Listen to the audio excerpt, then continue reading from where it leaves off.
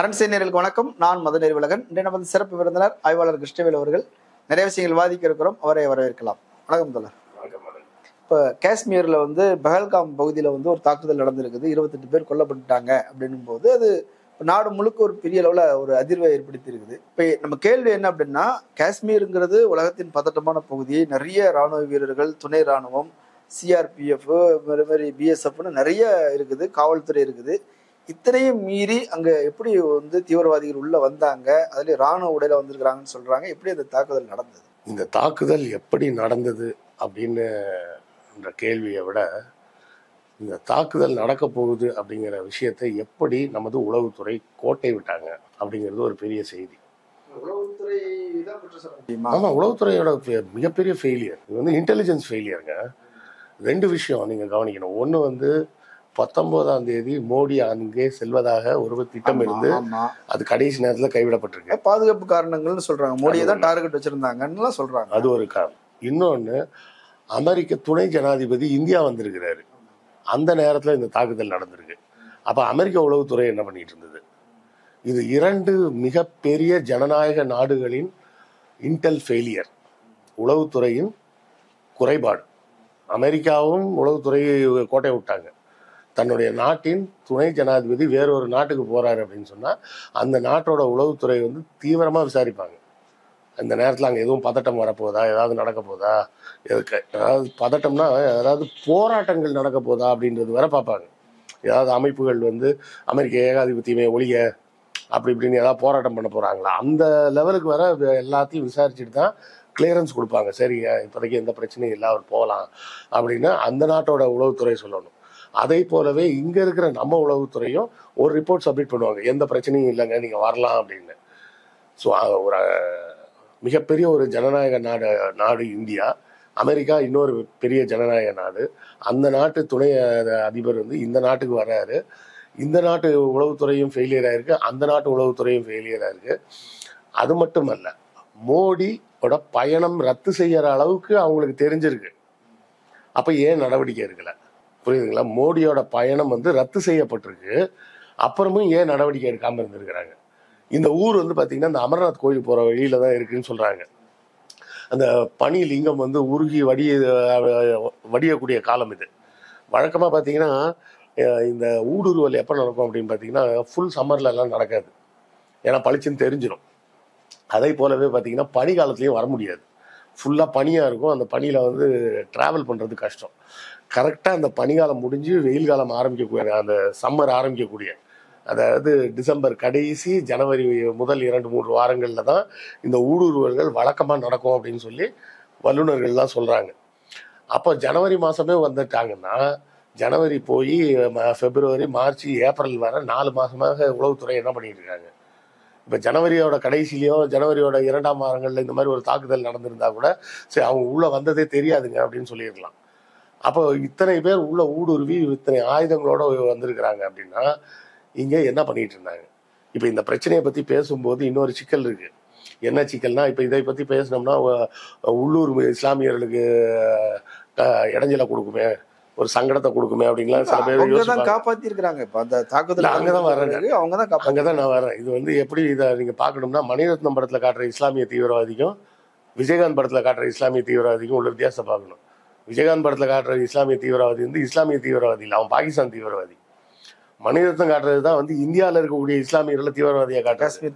So அந்த மாதிரி நீங்க இங்க இருக்கிற இஸ்லாமியர்கள் அதை நினைச்செல்லாம் பயப்பட வேண்டிய அவசியமும் கிடையாது. அதனால ஒரு பதட்டமான சூழல் உருவாகுமா அப்படின்னு உருவாக்குறாங்க. இது ஒரு இந்து முஸ்லீம் பிரச்சனை, இந்துவான்னு கேட்டுட்டு கொண்டாங்கன்னு தானே சொல்றாங்க. ஆமா, இந்துவான்னு கேட்டுட்டு தான் கொண்டாங்க அப்படின்றாங்க. இதுல வேற சொல்றாங்க, அந்த பொண்ணு இதை போய் மோடிட்ட போய் சொல்லு அப்படின்னு சொல்லி அமிச்சாங்க அப்படின்றாங்க. அதனாலதான் உன்னை உயிரோட விடுறோம். அதெல்லாம் எவ்வளவு தூரம் உண்மை பொய்ன்னு நம்ம ரொம்பலாம் போட்டு குழப்ப வேண்டிய அவசியம் இல்லை. அது அந்த பொண்ணு சொன்னது உண்மையாவே இருக்கலாம். ஏன்னா உயிர் பயத்துல இருக்கக்கூடிய நேரத்துல ஒருத்தர் சொல்லக்கூடிய விஷயம் பொய்யெல்லாம் சொல்லிட்டு இருக்க மாட்டாங்க. இது பொதுவா ஜுடிஷியரியிலே அதுதானே. ஆனா பிற மக்கள் இருக்கிறாங்கல்ல, இப்ப அவங்க சொல்றது என்னன்னா, காட்டுக்குள்ள இருந்து வந்தாங்க, மரத்துக்கு முன்னாடி ஒளிஞ்சு சுட்டாங்க, நாங்க யாரும் பார்க்கல, ஓடி போனோம். அதாவது முதல்ல மரத்துக்கிட்ட ஒளிஞ்சு நின்றுலாம் சுட்டுருக்கலாம் ஒரு வேளை. ஆனா அதன் பிறகு கிட்ட கூட சுட்டுருக்கலாம். ஏன்னா நிறைய பேர் உடல்கள் பார்க்கும்போது பாயிண்ட் பிளாங்க்ல சுட்டுருக்காங்க. பாயிண்ட் பிளாங்க்னா அதாவது துப்பாக்கியை கொண்டாந்து நேராக நெத்தியில வச்சே சுடுறது தான் பாயிண்ட் பிளாங்க் அப்படிம்பாங்க. அந்த மாதிரி பாயிண்ட் பிளாங்க்லையும் சுடப்பட்டிருக்காங்க. பாயிண்ட் பிளாங்க்ல அதாவது அந்த குண்டடிப்பட்ட காயத்தை பார்த்த உடனே அந்த வல்லுநர்களுக்கு தரம் பிரித்து சொல்லிடுவாங்க, இது இவ்வளவு தூரத்துல இருந்து சுட்டுக்கலாம், இது இவ்வளவு பக்கத்துல இருந்து சுட்டுக்கலாம். இவ்வளவு சீக்கிரம் சொல்லிடுவாங்களா? அதுல பிரேத பரிசோதனை முடிஞ்சது, பிரேத பரிசோதனைன்றதெல்லாம் மெதுவாங்க. அந்த சுடப்பட்ட காயத்தை பார்த்த உடனே போலீஸுக்கு தெரியும் இது இப்படிதான் சுடப்பட்டிருக்கு. ஏன்னா அவங்க களத்துல பாக்குறவங்க தானே, சுட்டது எவ்வளவு தூரத்துல இருந்து சுட்டா எப்படி இருக்கும், பக்கத்துல இருந்து சுட்டா எப்படி இருக்கும் அப்படின்றது. ஒண்ணும் இல்லைங்க, பக்கத்துல வச்சு சுட்டாங்கன்னா முன்பக்கம் வெடிச்சிடும். தூரத்துல இருந்து சுட்டாங்கன்னா ரைஃபிள் மாதிரி துப்பாக்கியால சுட்டிருந்தாங்கன்னா, அதாவது கை துப்பாக்கியில சுட்டாங்கன்னா அடிப்பட்ட இடம் பொழந்துரும். ரைஃபிள் மாதிரி கண்ணில் சுட்டிருந்தாங்கன்னா ஒரு ஓட்டம் மட்டும்தான் இருக்கும், பின்பக்கம் ஃபுல்லா பிச்சுட்டு போயிடும். அப்படின்றதெல்லாம் இந்த தடயவியல்ல ரொம்ப பாலப்பாடமான ஒரு விஷயம். அதுல ஃபொரன்சிக்கு போறதுக்கு முன்னாடி ஸ்பாட்லேயே பார்த்தே கூட சொல்லிட முடியும்னு வச்சுக்கீங்களேன். ஸோ 2 வகையாகவும் தான் சுட்டிருக்கிறாங்க. ஆனா இது குறிப்பாக தான் குறி வச்சு சுட்டிருக்காங்க. இது இந்திய மக்களுக்கான ஒரு பெரிய அச்சுறுத்தல். இது இந்தியாவுக்கான அச்சுறுத்தலாக தான் நம்ம இதை பார்க்கணுமே தவிர, வெளி மாநிலத்திலிருந்து வந்தவர்களை தான் அவங்க கார்னர் பண்ணி சுட்டுக்கிறாங்க. அமர்நாத் கோயிலுக்கு போற வழி அதுலதான் நடந்திருக்குது. பெரும்பாலும் இந்துக்களை தான் சுட்டுக்கிறாங்க அப்படிலாம் வருது. கேள்வி என்ன அப்படின்னா, இப்படி ஒரு அச்சுறுத்தல் இருக்குது, மோடிக்கு இருக்குதுன்னு ஏற்கனவே தெரிஞ்சிருந்தும் கூட அந்த பகுதியில் 2000க்கும் மேற்பட்ட மக்கள் இருந்திருக்கிறாங்கன்னும் போது ஏன் காவலர்கள் இல்லை, துணை ராணுவம் இல்லை, ராணுவம் இல்லைங்கிற கேள்விகள்லாம் வருது. இந்த கேள்வி நம்ம மோடியை பார்த்து தான் கேட்கணும். ஏற்கனவே புல்வாமாலையும் இதே வேலை தானே நடந்தது. ஏர் லிஃப்ட் தான் கேட்டாங்க. வீரர்களை ஹெலிகாப்டர் மூலமாக கொண்டு வர சொன்னாங்க. இவர் வேணும்னே தரவழியா அமைச்சிருந்தாரு. அதுக்கு இன்னும் விசாரணை, இன்னும் அதை பத்தின பேச்சுக்கள் இன்னும் போயிட்டு தான் இருக்கு. 16 செக் போஸ்ட் தாண்டி அவங்க எப்படி வந்தாங்க, தாக்குதல் நடத்தினாங்கன்னு கேட்கறாங்க. ஆமா, அது மட்டும் இல்லை, இவங்களை ஏன் தரவழியா அமைச்சிங்க, அப்ப இவங்க சாகட்டும் அப்படின்னு நினைச்சேதான் அமிச்சிங்களா அப்படின்ற கேள்வியை தான் காஷ்மீர்ல உள்ள ஒருத்தர் ஒரு கவர்னர் முன்னாடியே கேட்டிருந்தாரு. அதுக்காக அவர் மேல நடவடிக்கை எடுத்தாங்க அந்த கேள்வி கேட்டதுக்காக. இப்போ கேள்வி என்னன்னா, மோடியால போக முடியாத அளவுக்கு அங்க ஒரு த்ரெட் இருக்கு அப்படின்னு தெரிஞ்சதுக்கு பிறகு அந்த இடத்தில் பாதுகாப்பை ஏன் கூட்டவில்லை? ஆனா அமித்ஷா 2 வாரத்துக்கு முன்னாடி தானே போயிட்டு வந்திருந்தாரு. அமித்ஷா போயிட்டு வந்தாரு, சரிங்க. 370 ரத்து செய்யப்பட்ட பிறகு இங்க எந்த வன்முறையும் நடக்கல, நாங்க அமைதியை கொண்டு வந்துட்டோம், காஷ்மீர்ல அமைதி திரும்பி விட்டது, சுற்றுலா பயணிகள் எல்லாம் வாங்க, பாதுகாப்பான இடம்னு அவர் சொல்லியிருக்கிறாருல. அதாவது இந்த நேரத்துல ஒன்றிய அரசுக்கு இருக்கக்கூடிய முக்கியமான வேலை என்னன்னா, அந்த காஷ்மீர் பகுதிக்கு மக்கள் போக முடியும்ன்றதை நிரூபிச்சு காட்டையாகணும். காஷ்மீர்ல முக்கியமான வருமானமே இந்த டூரிசம் தான். அந்த டூரிசமும் ஏப்ரல் மேல மட்டும்தான் டூரிசம், மற்ற நேரத்துல எல்லாம் டூரிசம்லாம் கிடையாது. நம்ம கிட்ட இந்த என்ன சொல்றது, வின்டர் ஸ்போர்ட்ஸ் அப்படின்றதெல்லாம் நம்ம ஊர்ல ரொம்ப ஃபேமஸ்லாம் கிடையாது. ஐரோப்பிய நாடுகள்ல இந்த வின்டர் ஸ்போர்ட்ஸும் உண்டு. ஏன்னா குளிரான பிரதேசங்கள்ல குளிர்காலத்தையும் டூரிஸ்ட் வரணும் அப்படின்றதுக்காக அவங்க டெவலப் பண்றாங்க. நம்ம அதெல்லாம் எதுவுமே டெவலப் பண்ணலை. இப்போ செய்ய வேண்டிய விஷயம் என்னன்னா, அந்த மக்களின் வாழ்வாதாரம் என்ன முதல் பிரச்சனை, செத்து போனவங்களோட உயிருக்கு என்ன கேள்வி. இதுல சொல்லியிருக்காங்க, மதுரையில இருந்தோ என்னவோ ஒரு 60 பேர் போயிருந்திருக்காங்க. ஒரு இந்த லாரி ஓட்டுநர்கள் சங்கத்தை சேர்ந்தவங்களோ என்னவோ மொத்தமா அவங்க ஒரு டூர் மாதிரி ஆர்கனைஸ் பண்ணி போயிருக்காங்க. என்ன நடந்திருக்குன்னா, குளிருது, குளிக்க முடியலன்னு ஒரு 10 பேர் லேட்டாக குளிச்சிருக்கிறாங்க. அவங்க லேட்டாக குளிச்சதுனால கிளம்பல, அவனுக்கு போட்ட பிளான் பண்ணி கிளம்பியிருந்தாங்கன்னா அந்த 60 பேர் அங்கே போய் சிக்கியிருப்பாங்க. புரியுதுங்களா? இவங்க கிளம்ப லேட் ஆனதுனால அதுக்குள்ள தகவல் காவல்துறையிலன்னு சொல்லிட்டாங்க, அங்கே பிரச்சனையா இருக்கு, யாரும் போகாதீங்கன்னு நிப்பாட்டி வச்சுட்டாங்க. அப்ப யோசிச்சு பாருங்க, தமிழ்நாட்டுல இருந்து மொத்தமா 60 பேர் போய் செத்துருப்போம். தமிழ்நாடுன்னு இல்லை, செத்தவங்க 20 பேர் எல்லாருமே இந்தியாக்காரன் தானே, எல்லாரும் இந்தியர்கள் தானே. இந்த நேரத்தில் முக்கியமான வேலையே என்னன்னா, காஷ்மீர்ல பாதுகாப்பற்ற சூழல் நிலவுகிறது அப்படிங்கிறத காட்டுறதுக்காக தான் அவன் வந்திருக்கிறான். சரிங்களா? இதை சுட்டுக் கொள்ளணும், சுடணும் அப்படின்லாம் வந்திருந்தா, வெறுமனை சும்மா சுடுறது அப்படின்னு சொல்லி வந்திருந்தான்னா அவன் எப்போ போயிருந்துருக்கலாம். இல்ல, இந்திய ராணுவ வீரர்கள்னு நாங்க நினைச்சதுனாலதான் நாங்க அலட்சியமா இருந்தோம்னு அந்த உடையோட அமைப்பு கேமோஃபிளாஜ்ம்பாங்க. அந்த ஒரு மாதிரி ஒரு அழுக்கு செம்மண் கலரு, ஒரு அழுக்கு மஞ்சள், ஒரு அழுக்கு பச்சை எல்லாம் கலந்த மாதிரி பேட்சாக இருக்கிற மாதிரி ஒரு உடை போட்டிருப்பாங்க. அந்த உடையோடு காட்டுப்பகுதியில் நின்றுட்டு இருந்தீங்கன்னா ஆள் நிற்கிறது தெரியாது. கேமோஃபிளாஜ் அப்படிம்பாங்க. அதாவது அந்த சூழலோடு அந்த உடையும் ஒட்டிக்க ஒன்னோட ஒன்றா தெரியும். அதனால ஆள் இருக்கா இல்லையான்னு தெரியாது. தரையில் படுத்திருந்தாங்கன்னா ஆளே இருக்கிற மாதிரி தெரியாது. அந்த தொப்பிலேருந்து எல்லாமே அந்த கலரில் தான் இருக்கும். அதனால ராணுவ உடைன்னு அதை நம்ம சொல்லணும்னு அவசியம் இல்லை. இன்னும் சொல்ல போனால் சூட்கேஸ் கவரே அந்த மாதிரி துணியில தான் வருது நிறைய இடங்கள்ல. அது மேபி அந்த தீவிரவாத கும்பல் அந்த உடையை தேர்ந்தெடுத்ததும் ராணுவ வீரர்கள் போல தெரியட்டும்ன்றதுக்காகவே தேர்ந்தெடுத்திருக்கலாம். அடையாளம் தெரியாத வீரர்கள் அப்படின்னு சொன்னாங்க. இப்போ பார்த்தா குரூப் ஃபோட்டோ எடுத்திருக்கிறாங்கன்னு அவங்க பேர்கள் வரைக்கும் இப்படி வெளியே வந்துச்சு. ஆட்கள் இன்னும் பிடிக்கல. எப்படி அடையாளம் தெரியாதவர்கள் திடீர்னு அடையாளம் தெரிஞ்சது குரூப் ஃபோட்டோ வரைக்கும் வெளியே வருதுன்னு ஒரு கேள்விகள்லாம் இல்ல, அது உளவுத்துறையில ஒருத்தரை தேடி பிடிச்சி அரெஸ்ட் பண்றதுக்கு முன்னாடி இந்த மாதிரி செய்திகளை வெளியிடக்கூடாது. இப்போ என்ன ஆயிரும், இந்த லிஸ்ட்ல இருக்கிறவன் எல்லாவனும் உஷாராயிடுவான்.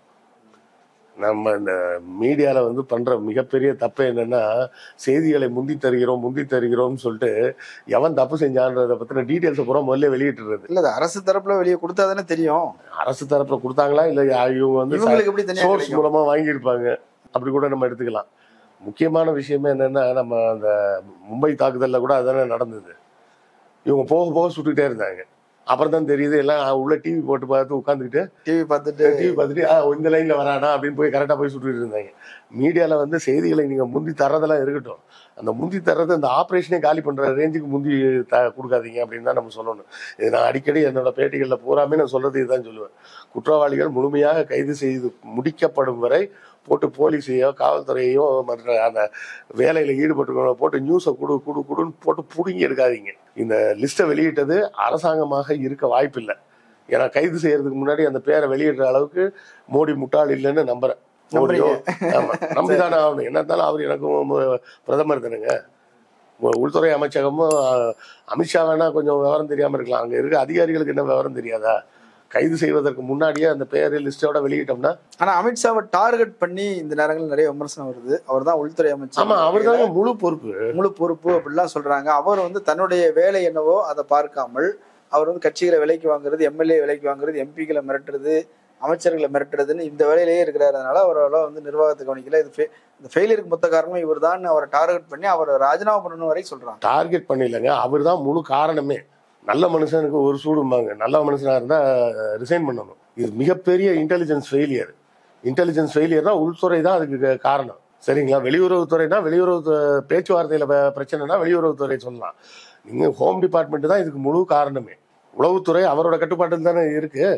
அந்த கட்டுப்பாட்டில் வச்சுக்கிட்டு என்ன பண்ணிட்டு இருந்தாரு? அப்புறம் மோடியை காப்பாத்துவீங்க, பொதுமக்களை விட்டுருவீங்களா? மோடி அங்கே போனால் உயிருக்கு ஆபத்து அப்படின்னு சொல்லி தான் நீங்கள் நிப்பாட்டி வச்சுருவீங்க மோடியை போகக்கூடாதுன்னு. அப்போ மோடிக்கு ஆபத்துனா ஸ்பெஷல் ஆபத்து, பொதுமக்களுக்கு ஆபத்துனா அது சாதாவா? அவங்க செத்தா பரவாயில்ல அப்படின்னு சொல்லி விட்டீங்களா? சரி, இப்போ ராணுவம் இருக்குது, துணை ராணுவம் இருக்குது, அங்குள்ள காவல்துறை இருக்குது, ஸ்பெஷல் ஃபோர்ஸ் நிறைய இருக்குது. ஆனால் என்ஐஏ உள்ள களத்தில் இறங்கியது என்ஐஏ அப்படின்னு செய்திகள் வந்துட்டு இருக்குது. இப்போ என்ஐஏ அதில் இறங்கி என்ன செய்வாங்கன்னு இங்கெல்லாம் இப்போ முஸ்லீம் தீவிரவாதம் அது இதெல்லாம் தூக்கிட்டு போனாங்க இல்லையா? அதெல்லாம் என்ஐஏ. ஸோ அவங்க அவங்க கோணத்தில் விசாரிக்கட்டும், இவங்க கோணத்தில் விசாரிக்கட்டும். யாரும் இன்னொருத்தரோட விசாரணையில் யாரும் தலையிட போகிறதில்ல. இது எல்லாத்தையும் விட இது ஏன் நடந்ததுன்றதை விட இது எப்படி நடந்தது அப்படின்ற கேள்வி தான் முக்கியமான கேள்வி. எல்லாரும் பேசுறது யார் செஞ்சா, ஏன் செஞ்சான், இந்துஸ்ன்னு தேடி. அதில் செத்து போனதில் ஒரு முஸ்லீமும் இருக்காரு. செத்து போன 25 பேரில் ஒரு முஸ்லீமும் இருக்கிறாரு. அவங்க ஒட்டுமொத்தமாக சுட்டு தள்ளியிருக்காங்க. அதில் ஒரு முஸ்லீமும் சேர்ந்து தான் செத்து இருக்கிறாரு. அது இல்லை. ஆனால் சொல்றது என்னன்னா, அவர் அவங்கள முதல்ல கண்டுபிடிச்ச உள்ளூர்காரரு. அவர்கள் ராணுவத்தில் உள்ளவங்கள போலீஸ் இல்லை, தப்பான ஆளுங்கன்னு அவர் முதல்ல புரிஞ்சுக்கிட்டு அவங்கள தடுத்து துப்பாக்கியை பிடுங்கியிருக்கிறாரு. அதனால இவரை சுட்டுருக்குறாங்க. இல்ல, இது எல்லாமே அனுமானத்துல தான் நம்ம சொல்றோம். செய்தியாவே வந்துருக்கு. இல்ல, அந்த செய்திகள் எல்லாம் நம்ம ஆதாரமா எடுத்துக்க முடியாது. செய்திகள் என்னைக்குமே ஆதாரம் கிடையாதுங்க. செய்தினா அது செய்தி தான். அது தினமலர் ஒரு செய்தியை சொல்லுவாரு, தினத்தந்தியில இன்னொரு செய்தியை சொல்லுவாங்க. அதெல்லாமே செய்தி தான். எல்லாமே அனுமானங்கள் தான். களத்துல இருந்து நேரடி ரிப்போர்ட்னு எதுவுமே அதிகாரப்பூர்வமா இதுவரை வரல. வர்றது பூராமே ஒவ்வொருத்தரோட அனுமானங்களை தான் எல்லாருமே சொல்லிக்கிட்டு இருக்கிறாங்க. நம்மளும் இப்போ பேசுகிறோம்னா நம்மக்கிட்டையும் எந்த செய்தியும் நமக்கு இன்னும் ஆதாரப்பூர்வமான செய்திகள், அதிகாரப்பூர்வமான செய்திகள்லாம் நம்மக்கிட்டையும் இல்லை. நம்மக்கிட்ட இல்லை, யாருக்கிட்டையுமே இல்லை. ஆனால் ஒரு செய்தி உறுதி செய்யப்பட்ட செய்தி என்னன்னா, எல்லாரும் ஸ்ரீநகரில் குமியிறாங்க ஏர்போர்ட்டில். எங்களுக்கு உடனே எந்த ஃப்ளைட் கிடைச்சாலும் டிக்கெட் கொடு, நான் ஊரை பார்க்க போகிறேன். இந்த பேனிக் தான் பெரிய பிரச்சனை. அந்த 28 பேர் இறந்ததை தாண்டி ஒரு பெரிய பிரச்சனை என்னன்னா இந்த பேனிக். காஷ்மீருக்கு போனால் செத்துருவோம், காஷ்மீர் ஒரு ஏன்னா அதுதான் அவனோட நோக்கம். அந்த 28 பேரை கொன்னான் பார்த்தீங்களா? கொன்னவனோட நோக்கம் என்ன? காஷ்மீர் பாதுகாப்பு இல்லாத ஒரு மாநிலம். இன்னொரு காரணம் சொல்லப்படுது, அங்கே 86,000 பேர் அந்த பகுதியில் பஹல்கானில் புதிதாக குடியேறி இருக்கிறாங்க. அவர்கள் காஷ்மீரை பூர்வீகமாக கொண்டவர்கள் இல்லை, வெளியாளுங்க வந்திருக்கிறாங்க. இது ஆக்கிரமிப்பு. முன்னாடி நிலம் வாங்க முடியாது, இப்போ நிலம் வாங்கி செட்டில் ஆகிருக்கிறாங்க. அதுக்கு எதிர்ப்பு தெரிவிக்கிறது தான் அதை செஞ்சிருக்க கூடும் அப்படின்லாம் ஒரு செய்திகள் வரும். இல்லை, தேவையில்லாமல் இப்படி ஒரு விஷயத்தை மோடி செஞ்சது எதுக்காக செஞ்சாரு? காஷ்மீரை காலி பண்ணணும் தானே பண்ணாரு. காஷ்மீருக்கு இருக்கக்கூடிய ஸ்பெஷல் ஸ்டேட்டஸை காலி பண்ணணும், அமைதியை கொண்டு வரணும் அப்படின்னு சொல்லி. எங்க இருந்து அமைதி வந்துச்சு? இதுவரை வரவே இல்லையே, இதுவரை எந்த அமைதியும் வரவே இல்லையே. இவர் வந்த நாள்ல இருந்து ஒரே இம்சை தான் நடந்துகிட்டு இருக்கு. ஒரு மீட்டிங் போடுறேன்னு இருக்காரு, அந்த மீட்டிங்கை எங்க வச்சு போட்டிருக்காரு? இவருக்கு அவ்வளவு உயிர் பயம். அதிகாரிகள் இருக்கிற இடத்துக்கு போய் தான் மீட்டிங்கை போடுவாங்க. இவர் ஏர்போர்ட்ல வச்சு மீட்டிங்கை போட்டிருக்காரு, எல்லாரையும் அங்க வர சொல்லி. இல்ல அவரு அவசரமா நம்ம வேலை செய்யணும், துபாயில இருந்து நான் இது சவுதியில இருந்து வரேன், விமான நிலையத்திலே அஜித் தோவல் வந்துருங்க, அங்கேயே நம்ம பேசிடுவோம் அப்படின்னு ஒரு அவசர வேலையா செய்யறதா சொல்றேன். முதல் வேலை இந்த மாதிரி ஒரு சம்பவம் நடக்குதுன்னா சம்பவ இடத்துக்கு உள்துறை அமைச்சரும் அவர் தான் போயிட்டாரு, ஹெலிகாப்டர்ல போய் சுத்தி சுத்தி பார்த்தாருல. ஹெலிகாப்டர் போய் சுத்தி பார்ப்பீங்களா? நேரா போய் பார்த்தா தானே மக்களுக்கு நம்பிக்கை கிடைக்கும். பிரதமரே தைரியமா வந்து நிக்கிறாரியா, நம்மள யாரும் ஒன்றும் பண்ண முடியாது அப்படின்ற நம்பிக்கை எப்பங்க வரும்? இல்லைங்க, இப்போ நீங்க ரோட கிராஸ் பண்றீங்க, உங்க பிள்ளைய வாமா நான் இருக்கேன் அப்படின்னு கையை பிடிச்சி கூட்டு போனா தானே அந்த பிள்ளை தைரியமா வரும். இல்ல நான் இங்க நின்னே பாத்துக்கிறேன், நீ அப்படியே போய் கிராஸ் பண்ணு அப்படின்னு சொல்ல முடியுமா குழந்தைய? பெரிய சம்பவம் நடந்திருக்கு, ஒரு 28 பேர் இறந்திருக்காங்க. சம்பவ இடத்துக்கு பாஜகவை சேர்ந்த இல்ல அந்த அரசாங்கத்தை சேர்ந்த முக்கிய மந்திரிகளோ இல்ல எம்பிக்களோ யாராவது நேர்ல போனாங்களா? அமித்ஷா போயிருக்கிறாரு, அது பார்த்தேன், வீடியோ எல்லாம் பார்த்தேன்.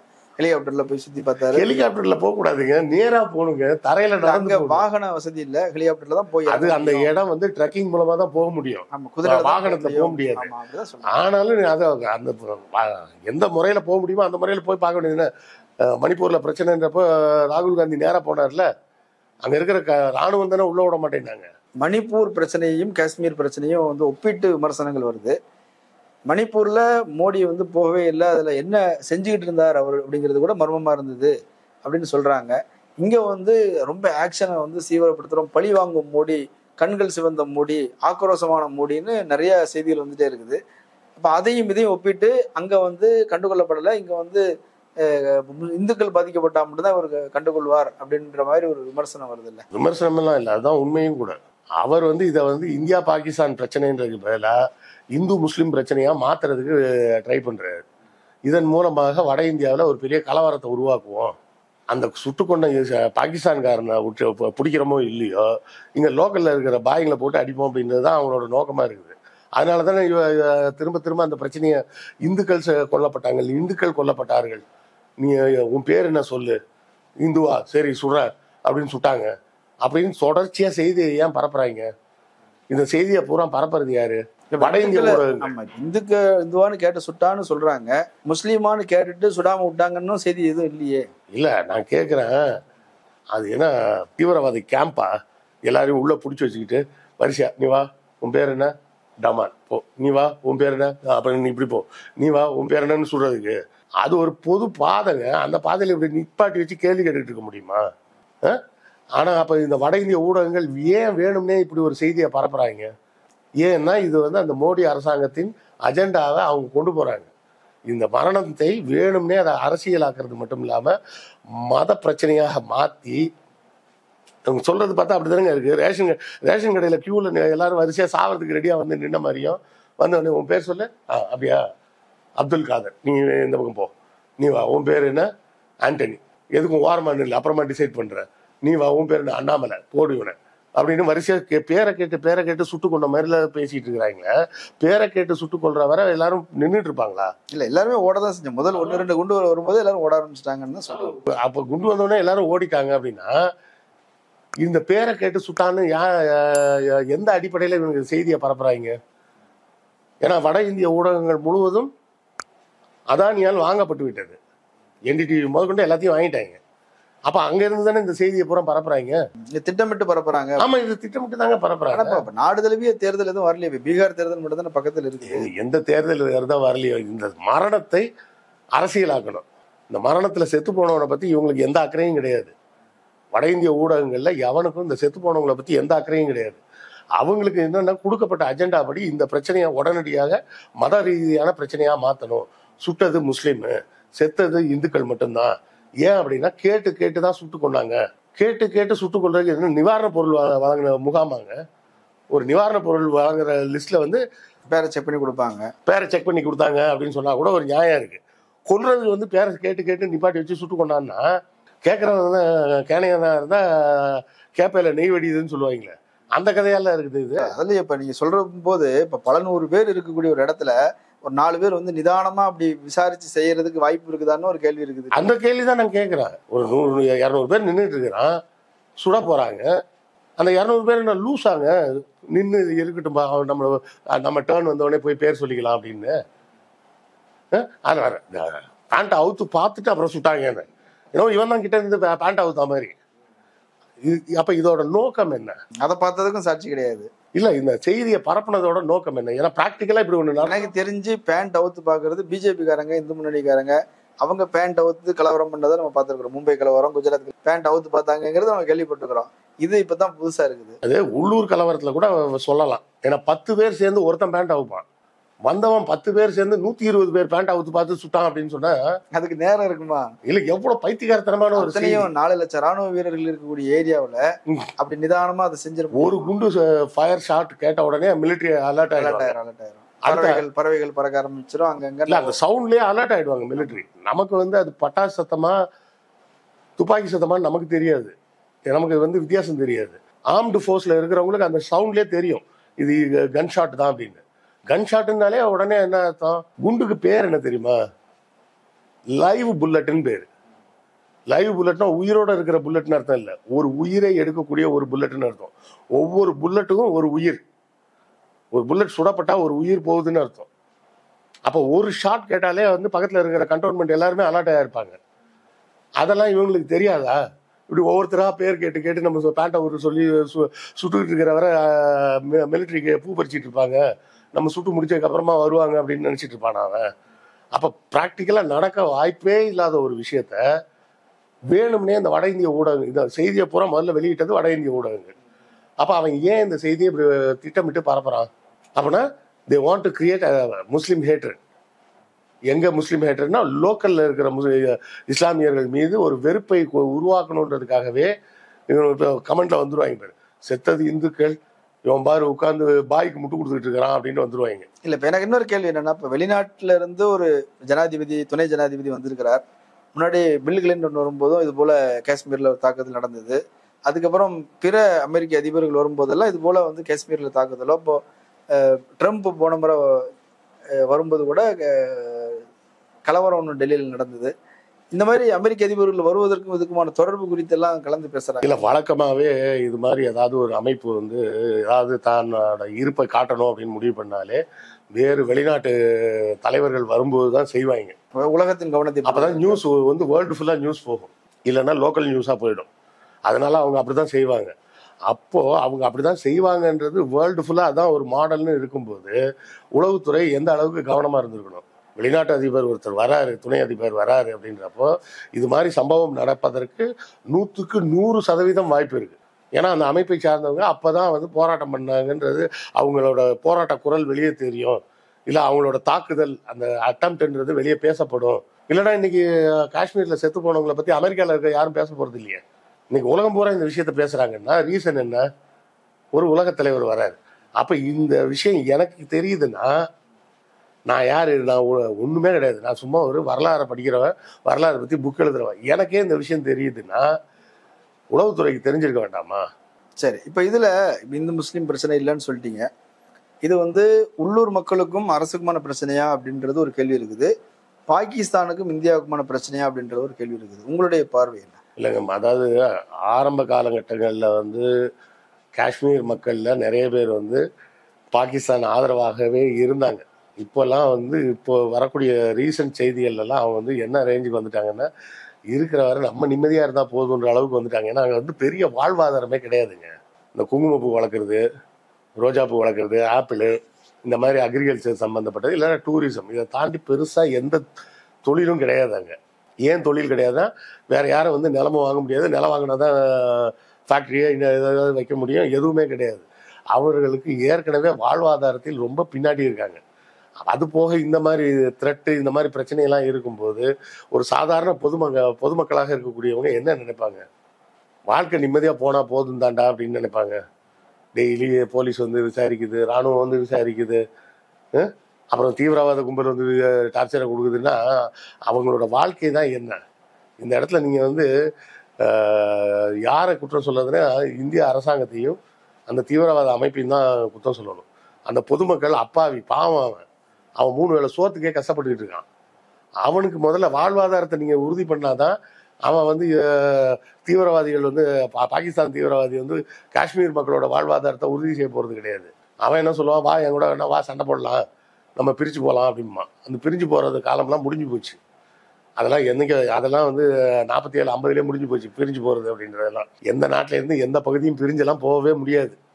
அப்படி இருக்கக்கூடிய சூழலில் இந்திய அரசாங்கம் தான் அவர்களின் பாதுகாப்புக்கு உறுதி செஞ்சுருக்கணும். இல்லை இன்னும் சொல்ல போனால் அவங்கள தனியாக விட்டுறலாம், நீ தனி நாடாகவே போய்க்கப்பா அப்படின்னு கூட விட்டுறலாம், நிம்மதியாவது இருப்பாங்க. இப்போ பக்கத்தில் நேபாள்னு ஒரு சின்ன நாடு இருக்குது, அதை கொண்டாந்து நம்ம கூட சேர்த்து வச்சு என்ன பண்ண போகிறோம்? 1,80,000 ராணுவ வீரர்கள் பணியிடங்கள் காலியாகி இருக்கிறது. 7 லட்சம் கோடி பட்ஜெட் போடக்கூடிய ஒரு அரசு, ராணுவத்திற்காக 7 லட்சம் கோடி பட்ஜெட் போடக்கூடிய ஒரு அரசு 1,80,000 காலி இடங்களை நிரப்பாமல் இருக்குது. நிரப்புறதுக்குன்னு முயற்சிகள் எடுக்கிறது கூட அக்னிபாத்துங்கிற மாதிரி தான் எடுக்கிறாங்க. இது எல்லா வகையிலையும் வந்து ஒரு நாட்டின் பாதுகாப்பே வந்து இன்னைக்கு வந்து கேள்விக்குறியாக இருக்குது. இந்த இடத்துல அது வெளிப்பட்டு இருக்குது, தவிர மொத்த நாட்டின் நிலைமை இதுதான் அப்படியான விமர்சனத்தை வந்து முன்னாள் ராணுவ வீரர் அதிகாரிகளே வந்து இப்போ பேச ஆரம்பிச்சிருக்கிறாங்க. அதை எப்படி பார்க்குறீங்க? இல்லை, அதை நானும் பார்த்தேன். அவரே சொல்லியிருக்காரு, கோவிட் டைமில் மட்டும் 1 லட்சம் பேர் ரிட்டையர் ஆகியிருக்காங்க. அதாவது ப்ராப்பர் ரிட்டையர்மெண்ட் ஆகி வெளியே வந்திருக்கிறாங்க. அந்தையே ஃபில் பண்ணாமல் இருக்கிறாங்க இன்னைக்கு வர அப்படின்றாரு. கோவிட் நடந்தது 2020, இன்னைக்கு 5 வருஷம் ஆச்சு. இந்த 5 வருஷமா அந்த ரிட்டையர்மெண்ட் ஆனவங்களோட இடத்தையே ஃபில் பண்ணலை. அது போக நமக்கு வந்து புதிய தேவைகள் வந்திருக்கும், அதுக்கு எக்ஸ்ட்ரா வீரர்கள் தேவை. அப்போ ஏற்கனவே வீரர்கள் பத்தலை, அது போக 1 லட்சம் பேர்கிட்ட ரிட்டையர் ஆகி வெளியே போயிருக்காங்க. அப்போ எந்த வகையிலுமே இராணுவத்தை நீங்கள் ஃபில் பண்ணாமையே இருக்கிறீங்கன்னா, அதான் சொல்ல அக்னிபாத்தில் கூட பெருசாலாம் ஃபில் ஆகலைன்றாங்க. யாருமே அதில் போகிறதுக்கு விருப்பப்படலை. ஏன்னா இராணுவத்தை பொறுத்தவரை பேசிக் சட்டமே என்னென்னா 5 வருஷம் இருந்தால் அவங்களுக்கு வந்து பென்ஷன் கொடுக்கணும். 5 வருஷம் ஒரு ஸ்கீம் இருக்குது, 15 வருஷம் ஒரு ஸ்கீமு, லைஃப் டைம் ஒரு ஸ்கீம்னு 3 டைப்பில் அவங்க ரிட்டையர் ஆகலாம். அந்த 5 வருஷம்னு இருந்தால் பென்ஷன் கொடுக்கணுன்றதுக்காக இவன் 4 வருஷம்னு வைக்கிறான். அது 4 வருஷம்னு வச்சிங்கன்னா என்ன நடக்கும்னு யோசிச்சு பாருங்க. 18 வயசில் உள்ளே போவான், 21 வயசில் வெளியே வந்துடுவான், 21 மேபி 22ன்னு வச்சுங்க. வெளியே வந்ததுக்கப்புறம் என்ன பண்ணுவான்? 10 லட்சம் தரேன்றாங்க. அந்த 10 லட்சத்தை வச்சு என்ன பண்ணுவீங்க நீங்கள்? ஒருத்தருக்கு ட்ரைனிங் கொடுத்து இந்த மளிகை கடை வச்சுக்கோ, பெட்டி கடை வச்சுக்கோன்னு சொல்றது. 10 லட்ச ரூபாய் நீங்கள் சென்னையில் மளிகை கடை கூட வைக்க முடியாது. ஊரில் போய் வேணால் மளிகை கடை வச்சுக்கலாம். சென்னை மாதிரி நகரங்கள்லாம் 10 லட்ச ரூபா வச்சு மளிகை கடை கூட இங்கே வைக்க முடியாது. அதுவும் இப்போ இருக்கக்கூடிய காலகட்டம் வந்து எல்லாம் இந்த இதெல்லாம் வந்துருச்சு, இன்ஸ்டாமார்ட்டு அவன் வேணும் வந்துருச்சு. அவன் பூரா போட்டு ஒரு பக்கம் விழுவிழுன்னு விழுக்கிறான். இப்போ பாருங்கள், பெருநகரங்களில் சூப்பர் மார்க்கெட் ஃபுல்லாக காலியாக தான் இருக்குது. ஏன்னா இந்த சொல்கிறாங்களே ஜெப்டோ இன்ஸ்டாமார்ட் அது இதுன்னு நிறைய வந்துருச்சு. அது போக பார்த்தீங்கன்னா அப்படியும் தாண்டி நான் கடையில் தான் போய் வாங்குவேன் அப்படின்னு சொல்லி வாங்க போகிறவங்களாம் எங்கே போகிறாங்கன்னா மாலில் இருக்கிற சூப்பர் மார்க்கெட்டுக்கு போயிடுறாங்க. அதான் ஒரிஜினல் சூப்பர் ஸ்டோர். போனீங்கன்னா மொத்தமாக ஒரு ஃப்ளோர் ஃபுல்லாக, அதாவது நான் கூட அன்றைக்கி ஒரு நாள் மனைவி கூப்பிட்டாங்கன்னு போகிறேன். உள்ளே என்ட்ரன்ஸில் உள்ளே நுழைஞ்சா கர்ச்சி போட்டிருக்கான். அப்படியே நடந்து நடந்து நடந்து நடந்து போனால் 10 நிமிஷத்துக்கு மேலே ஆகுது கடைசிக்கு போகிறதுக்கு. லாஸ்ட்டில் பார்த்தீங்கன்னா மீன்லேருந்து எல்லாம் போட்டு விற்றுக்கிட்டு இருக்கான். மீன் மட்டும் இல்லை, கறியெல்லாம் மசாலாவோட போட்டு ரெடியாக வச்சு விற்றுருக்கான். நேராக வீட்டில் வந்து வறுக்கிறது மட்டும்தான் வேலைன்ற அளவுக்கு. ஸோ ஷாப்பிங்கன்றதை அந்த ரேஞ்சுக்கு மாற்றிட்டாங்க. நீங்கள் 10 லட்ச ரூபாய் வச்சுட்டு என்ன பண்ணுவீங்க? 10 லட்ச ரூபாய் வச்சு ஒன்றும் பண்ண முடியாது. சரி, வேறு ஏதாவது அவனுக்கு தொழில் தெரியுமானா ஒன்றும் தெரியாது, துப்பாக்கி சுட மட்டும்தான் தெரியும். ஆர்எஸ்எஸ்ல போய் துப்பாக்கி சுட வேண்டியதுதான். அப்புறம் அப்போ அதுக்கு ஆள் எடுக்கிறதுக்கான இன்டைரக்டான ரூட் ஆகுது இந்த அக்னிபாத் அப்படிங்கிறது. ஏன்னா நீங்கள் பார்த்தீங்கன்னா பீகார், ஹரியானா, பஞ்சாப் போன்ற பல மாநிலங்களில் வந்து இராணுவத்தில் போய் வேலைக்கு சேர்றது தான் அவங்களோட ஒரே ஆப்ஷன், தொழில் அப்படின்னே வச்சிருக்கிறவங்க நிறைய பேர் இருக்காங்க. ஒன்று இராணுவம், இல்லைன்னா ஊரில் மாடு மேய்க்கணும். இது 2 தாண்டி வேறு வேலையே கிடையாது அவங்களுக்குலாம். அப்படி இருக்கக்கூடிய பொழப்புலையும் மண்ணள்ளி போட்டாச்சு. ப்ளஸ் அதாவதுங்க, ஒருத்தன் 10 வருஷமாக இராணுவத்தில் இருக்கிறான்னு வைங்களேன், அவனோட அனுபவம் எப்படி இருக்கும்? 1 வருஷம் ட்ரைனிங் எடுத்து அக்னிபாத்லேருந்து போகிற இராணுவ வீரனுக்கு என்ன அனுபவம் இருக்கும்? அதில் அனுபவம் கற்றுக்கும் போது அவன் வெளியே வந்துடுறான். அதை ஃபுல்லாக ட்ரெயின் ஆகிறதுக்குள்ளே வெளியே வந்துடுவான். அப்புறம் அவனை வச்சுட்டு நீங்கள் எப்படி சண்டை போடுவீங்க?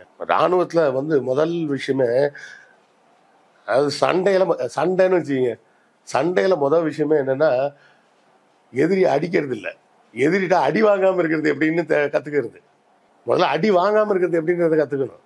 அதை கற்றுக்கிட்ட இராணுவ வீரர்கள் தான் திறமைசாலியாக இருப்பாங்க. இவங்க அது என்னன்னு கற்றுக்கிறதுக்குள்ளே அவனை வீட்டுக்கு அனுப்பிச்சுடுவீங்க. அவன் 10 லட்ச ரூபாய் வச்சுட்டு வந்த ஜோரில் அதில் பாதி காசை செலவு பண்ணுவான். மிச்சம் மீதியை அக்கா தங்கச்சி யாராவது இருந்தாங்கன்னா பையா அப்படின்னு கேட்டவுடனே அதுக்கு ஏதாவது வளையல் வாங்கி கொடுத்துருவாங்க. 1 வருஷம் முடியறதுக்குள்ள அந்த காசு முடிஞ்சு போயிடும். ஆமா, அப்புறம் திருமணமாகாத பேச்சுலர்ஸ் தான் பெரும்பாலும் ரிட்டையர்ட் ஆகி வரும்போது பேச்சுலர் தான் இருக்க போறாங்க. அதிகபட்சம் அவங்க கல்யாணத்துக்கு செலவு பண்ணலாம், அல்லது தங்கச்சி கல்யாணத்துக்கு அக்கா கல்யாணத்துக்கு செலவு பண்ணிட்டு முடிஞ்சு அதோட முடிஞ்சு போயிடும். மிச்சம் மீதி இருக்க காசுல 2 மாடு வேணா வாங்கி விடலாம். நிறைய தகவல்கள் சொல்லியிருக்கிறீங்க. நாட்டு நிலவரம் ஒரு ஆபத்தான நிலையில தான் இருக்குது. கலந்து கொண்டு கருத்துக்களை பகிர்ந்தமைக்கு நன்றி. நன்றி. நேரில் மற்றொரு விருந்தினோடு மீண்டும் சந்திக்கலாம். நன்றி. அரண்சை நண்பர்களுக்கு வணக்கம். அரண்சை ஊடகம் சுயேட்சையாக இயங்குவதற்காகவே உருவாக்கப்பட்டது. நாம் செய்கிற வேலை உண்மையிலேயே மக்களுக்காக செய்கிறோம் என்பதை நீங்கள் நம்பினால், வாய்ப்பு இருந்தால் இந்த ரேசர் பே QR கோடுக்குள்ளே நீங்கள் அதை ஸ்கேன் பண்ணி எங்களுக்கு உங்களால் இயன்றதை விருப்பம் இருந்தால் ஆதரவு தெரிவிக்கலாம்.